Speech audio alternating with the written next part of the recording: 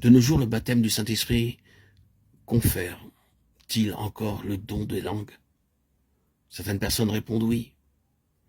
Mais les vérités que nous exposons dans ces audios démontrent qu'aussi longtemps que l'Église de Christ ne sera pas mieux au fait des contrefaçons des esprits du mal, tant qu'elle ne connaîtra pas mieux les lois qui permettent leur intervention, on ne saurait accepter en toute sécurité les témoignages à cet effet. Nous ne nous étendrons pas sur ce sujet. Le don des langues, les contrefaçons de ce don ne sont qu'une fraction des innombrables contrefaçons sataniques qui enveloppent de leur mailles serrées les enfants de Dieu en ce siècle. Il nous est impossible de les énumérer toutes. Celui qui ne se laisse pas séduire sur un point peut se laisser induire en erreur sur tel ou tel autre.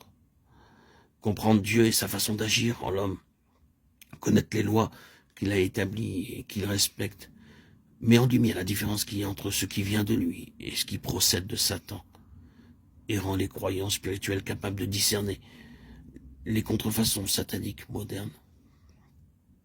Le réveil est produit par un courant d'esprit divin qui s'épanche ici-bas, au moyen de l'esprit humain, en s'ouvrant un passage au travers de l'esprit de l'homme.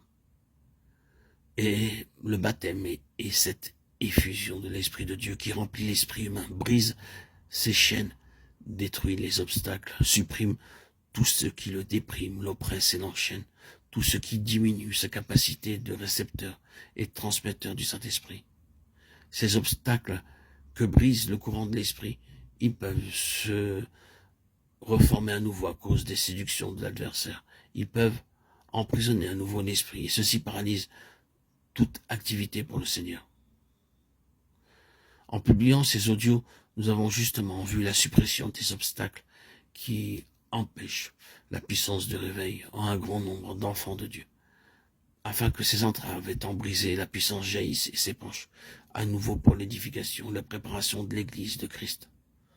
Alors, l'Église atteindra sa stature parfaite, elle deviendra puissante et aura la victoire sur les légions des ténèbres qui s'opposent à sa marche en avant.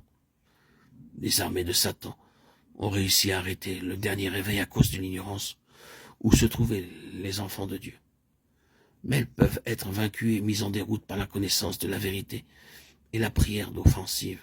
Mise en pratique, les vérités que vous entendez affranchissent non seulement les individus, mais encore elles purifient l'atmosphère d'une église, d'une ville, d'une contrée.